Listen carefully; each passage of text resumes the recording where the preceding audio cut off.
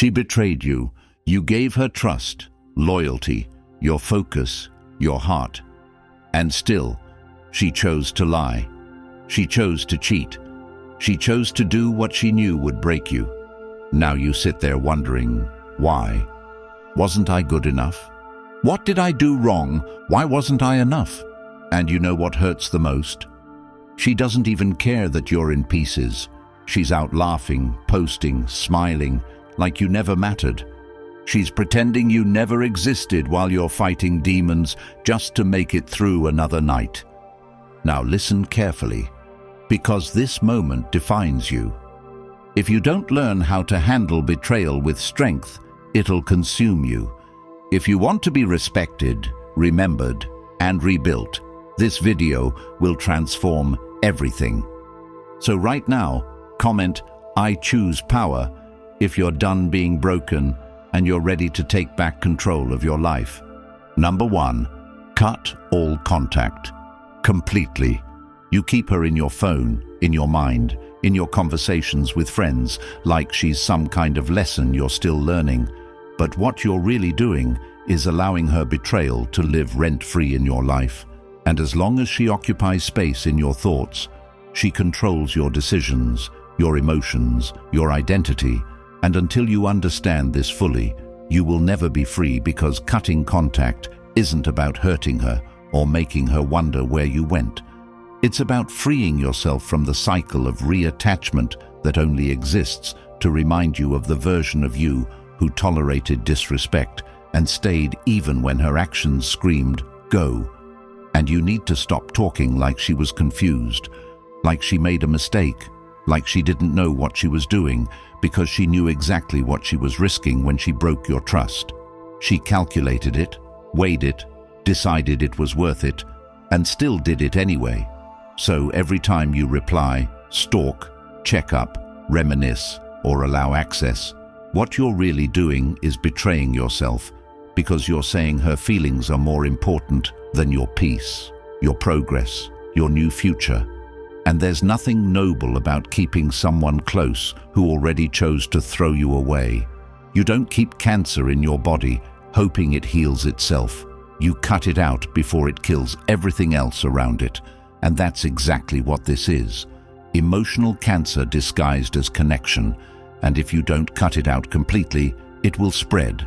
It will infect your ability to love someone who actually respects you later. It will cloud your judgment every time you meet someone new. It will keep you stuck in patterns that benefit her ego and destroy your growth. And the worst part is, you'll think you're being mature by responding kindly, staying friendly, offering closure. But really, you're just letting her use the back door into your heart every time she's bored, lonely, or in need of attention she's not getting from someone else, and you'll keep telling yourself it's harmless, when really it's emotional erosion. Every text, every call, every memory you let linger is one more day you delay your next chapter. And if you're still making excuses like, "It's complicated," or "She didn't mean to hurt me," you're not ready for healing, because healing starts when you remove the source of the infection, not when you analyze it, hoping it changes shape. And maybe you think if you stay close, she'll realize what she lost. Maybe you think if you're still available, she'll regret it. But regret isn't your goal. Freedom is, power is, clarity is. And none of those come from being emotionally available to someone who destroyed your trust. Because the longer you leave the door open, the more she peeks in just to see if you're still there. And the second she sees a reaction, she knows her place in your heart hasn't changed, even if you say you've moved on. And that's why she doesn't fully let go, because she knows you haven't either. And this is the trap men fall into. Being loyal to someone who already burned the bridge, trying to prove they're good enough for someone who disrespected them, when the real move is silence, not because it's petty, not because it's some emotional trick, but because when someone breaks the contract of trust, they no longer deserve to know anything about your life. No updates, no access, no second chances. And if she tries to come back, she needs to find a completely different man. A man who values his peace more than nostalgia, his future more than old feelings, and his purpose more than trying to fix what she intentionally broke. Because cutting contact isn't weakness, it's wisdom. It's saying, I respect myself too much to keep answering the same pain. It's becoming unavailable to people who treat you like an option. It's recognizing that the same way you block spam calls, you block spam people. People who show up to waste time, interrupt peace, and bring nothing of value but old patterns you've already outgrown. And if that sounds harsh, good, because healing isn't soft, it's not pretty. It's not about good vibes and slow playlists. It's about looking yourself in the eye and saying, I will no longer be a participant in my own destruction. And the first step is removing every door she can walk through. Because if you don't, she will walk in and walk out as she pleases. And each time she does, she takes another piece of the man you're trying to become. So change your number if you have to. Delete the chats, burn the letters, block her socials. And if you're scared to do it, ask yourself why you're still loyal to a memory that came with betrayal. Because when you really see what she did, not just what you wanted it to be, cutting contact won't feel like punishment. It'll feel like release, and eventually you won't miss her. Not because she was never important, but because you realize anyone who could betray your trust was never worthy of it in the first place. And that version of you that still hopes she'll come back, still wonders if she thinks about you, still checks to see if she's moved on, that version of you is the one she could manipulate, the one who gave his power away. And you're not that man anymore. Or at least you won't be if you take the first step. And the first step is cutting all contact, not halfway, not I'll just see what she's doing, not we can still be friends, but all, completely, without explanation or guilt. Because the man who honors himself has no time for people who chose to dishonor him. And if that's the man you're ready to become, the Stoic relationship blueprint was written for you, with timeless, grounded principles that reshape how you think, move, and respond in relationships, filled with the clarity and power you were never taught but always needed. It's now available in audiobook form, so you don't need to wait. You can start transforming while walking, running, or just sitting alone, reclaiming your mind. This isn't just a book. This is a tool, a mindset shift, a foundation you can return to any time life shakes you. Once it's yours for life. Access it forever. Rewire your patterns. Build a life betrayal can't reach. The link's in the comments. Number 2. Don't react. She pulls away, goes silent, talks to others, posts like she never knew you, and the first thing you feel is the itch to respond, to act, to prove you still matter. But reacting is how you keep yourself stuck in a cycle of disrespect. Because every time you show emotion over someone who discarded you, you confirm that your peace is dependent on how she behaves. And the truth is, she wants that reaction not because she values you, but because she values the control your emotions give her. And most people won't tell you this. But the moment she senses that her actions still control your state of mind, she knows she can do anything she wants and still be significant in your life. And the more emotional you get, the less she respects you. Not because you're wrong to feel, but because you're showing her that her betrayal still defines your emotional world. And when you text back in a rush, when you chase for closure, when you raise your voice or plead for answers, you shift the power back to her, letting her know that despite what she did, she still owns your reactions. And the hard truth is this: you lose value in her eyes the moment she sees that her choices moved you more than your principles did. Because real power is calm, it's control, it's the ability to observe disrespect without losing yourself. And when you react, you make her the center of your emotional gravity. And it's easy to tell yourself you're just standing up for yourself, that you're defending your heart, that you just want answers. But reacting doesn't heal you. It chains you to her game, and her game is built on emotion, on chaos, on dragging you into a back and forth that only ends with you looking weak and her feeling validated, and it starts small. She ignores your text, you double text. She delays her replies, you start overthinking. She gets distant, you chase harder, not realizing that every time you do, you train her to treat you worse, because you show her you'll keep showing up no matter how she disrespects you, and instead of questioning her behavior, she questions your dignity, because people don't respect those who betray their own boundaries to keep a connection alive. And when you chase her energy, what you're really doing is telling her that you'll settle for breadcrumbs as long as she doesn't walk away. And this is where the spiral begins, where you become addicted to emotional responses, always waiting for her next move so you can react, like a puppet with strings attached to someone who already cut the rope. And what most men don't realize is that when you refuse to react, when you choose stillness, she has nothing to feed off, because she thrives on your response, your attention, your pain. And the moment you stop supplying that, she loses access to the control she had. And this isn't about being passive, it's about being immovable, because there's a difference between ignoring and observing. And when you're grounded, when you respond with nothing, when you let her words pass through your awareness without owning them, you become untouchable. And that's where your power begins, not in loud outbursts, not in dramatic texts or late-night calls, but in your refusal to let someone who betrayed you dictate your next move. And when you stop reacting, you stop feeding her importance. You stop making her the reason your day went bad or your emotions got hijacked, and you start seeing clearly, not through pain, but through clarity, through purpose, through detachment.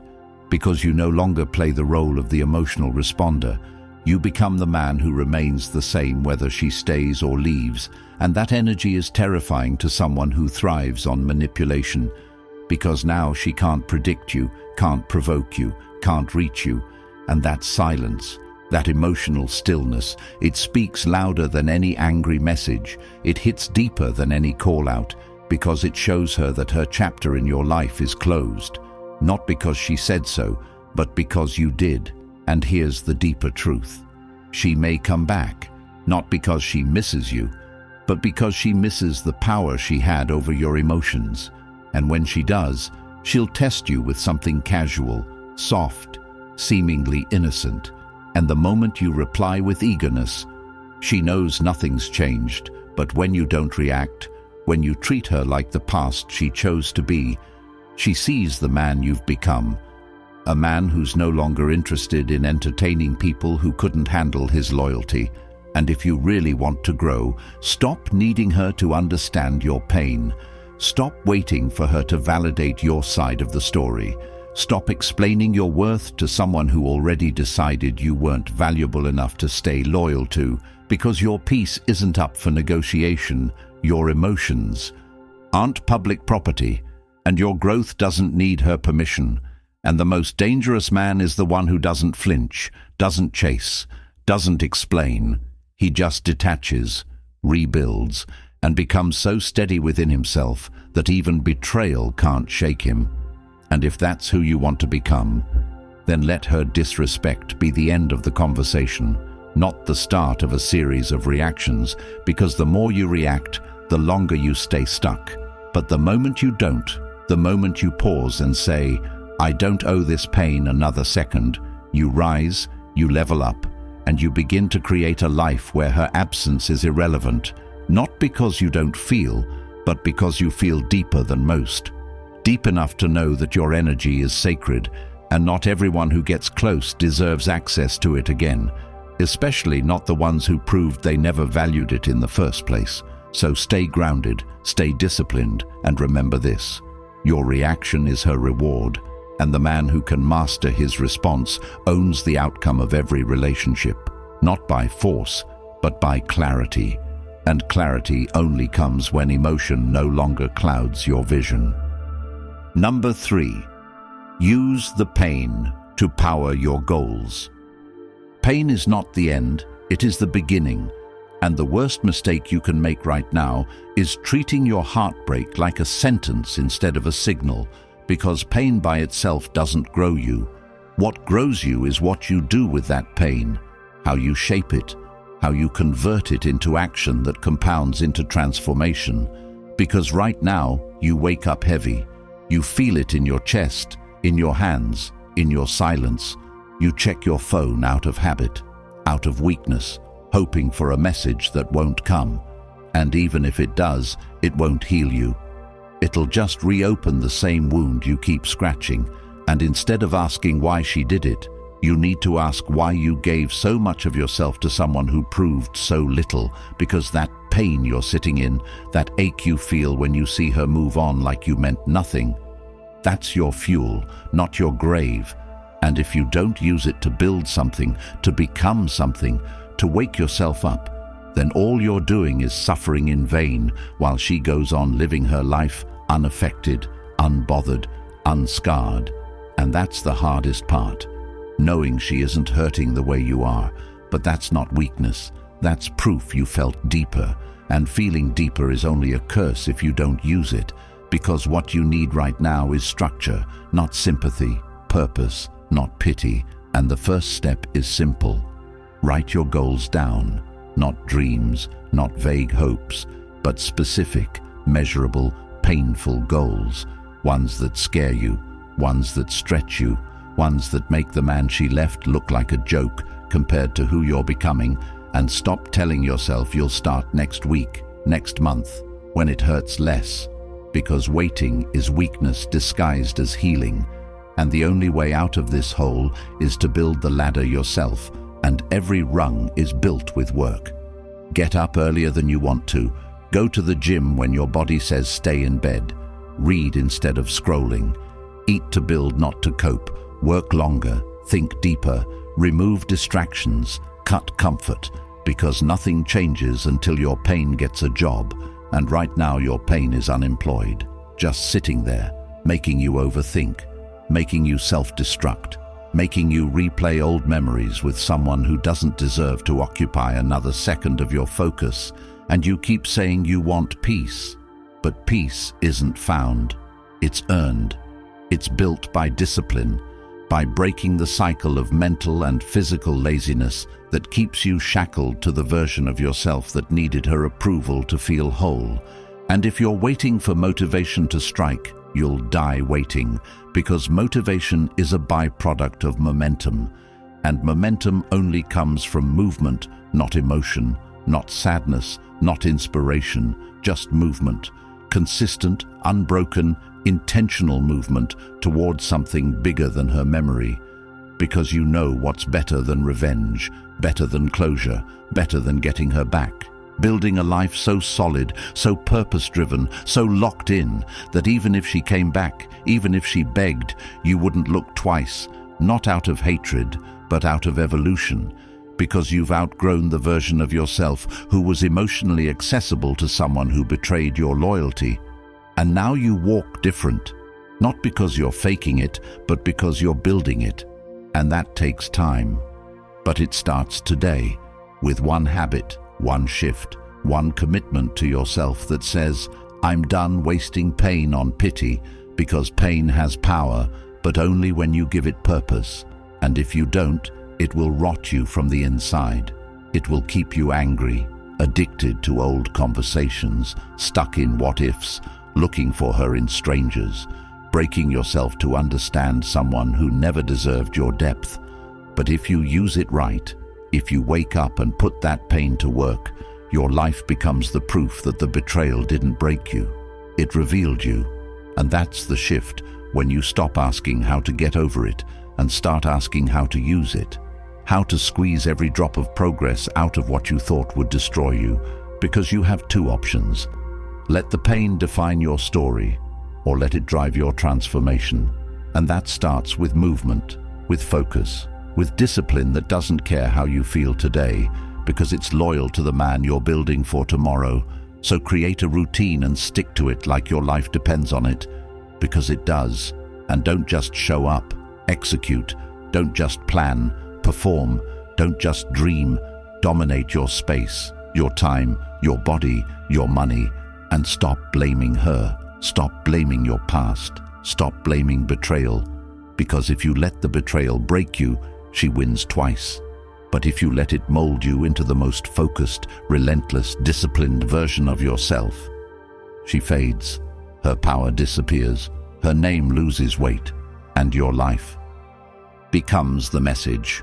Not loud, not angry, just undeniable, because the best payback is not hurting her, it's healing you so hard she no longer exists in the future you're building. And if that sounds impossible, good, because growth should scare you. That's how you know you're doing it right, and all it takes is a decision, not a feeling, not a spark, just a choice to show up every day and use this pain like oxygen. Not because it's easy, but because it's necessary, because no one is coming to save you, because the world doesn't care who broke your heart. It only cares what you do about it, and that's why most stay broken. They wait for apology, for closure, for justice, and they never move. But not you, not anymore, because now you know the truth. The pain she gave you is a tool, and you can either sharpen your life with it or keep stabbing yourself every night with the memory of someone who chose someone else.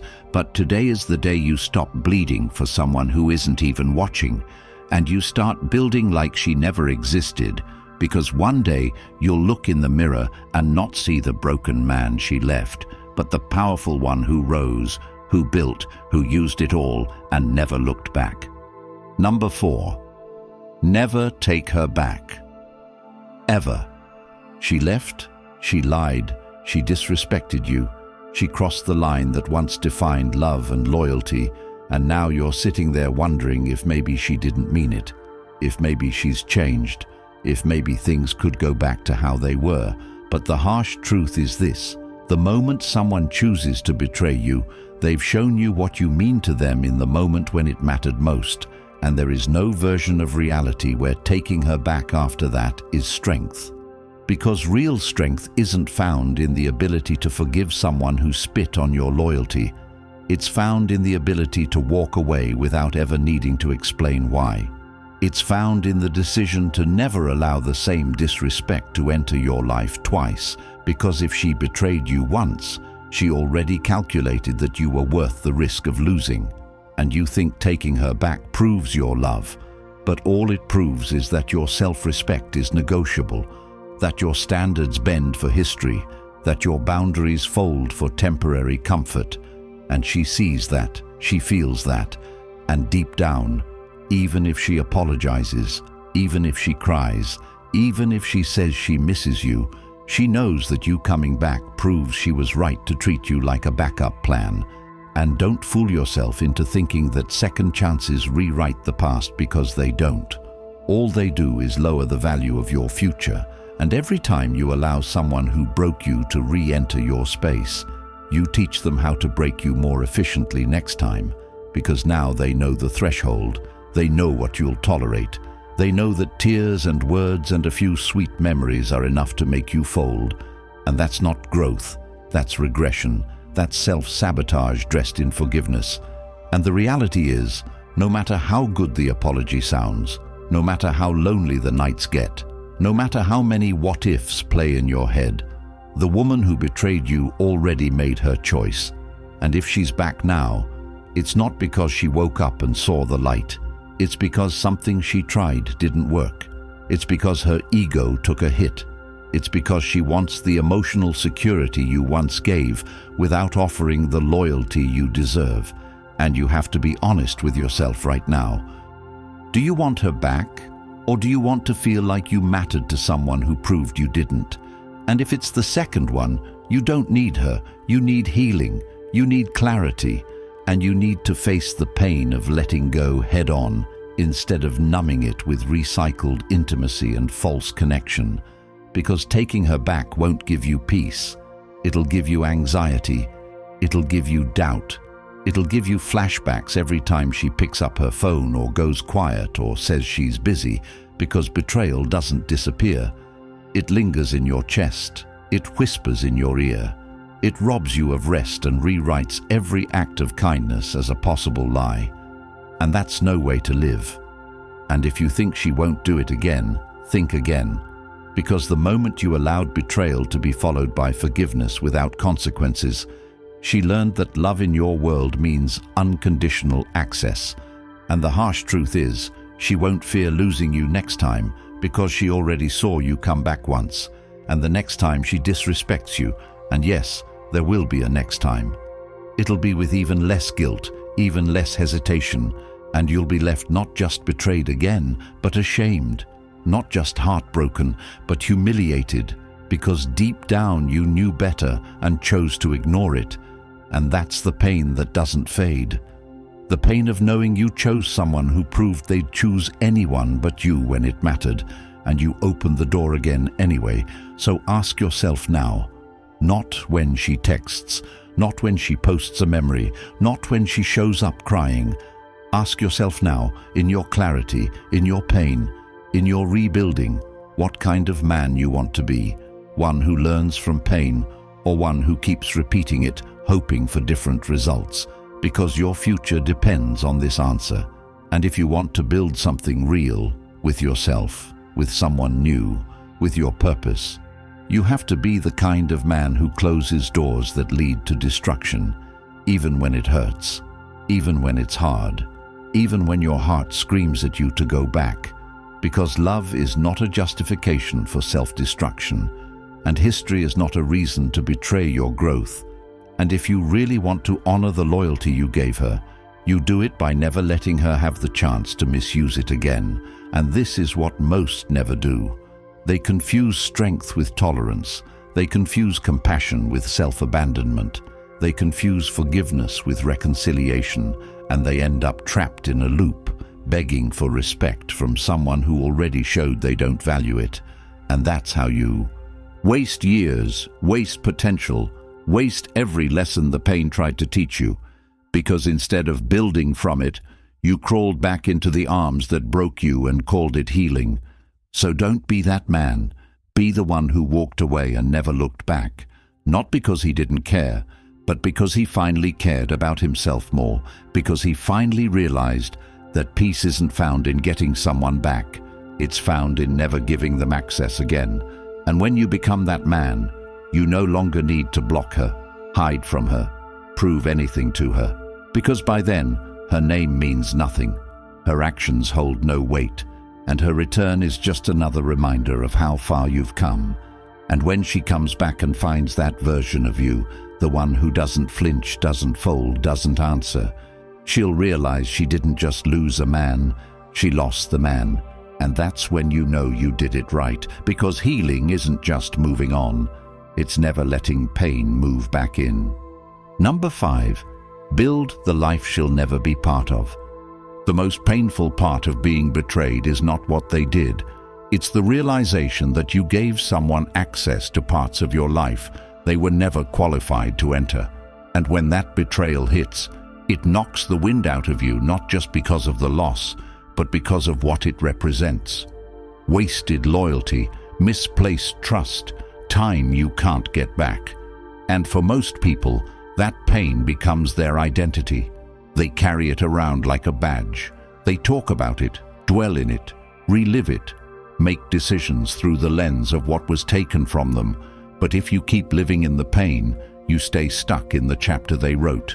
And what you don't realize is that the more you obsess over what she did, the more you slow down the life you were born to build. Because while she moves on, while she posts like nothing happened, while she laughs with someone new, you sit in silence, still replaying the betrayal, still trying to make sense of it. When the truth is, you're not supposed to make sense of betrayal.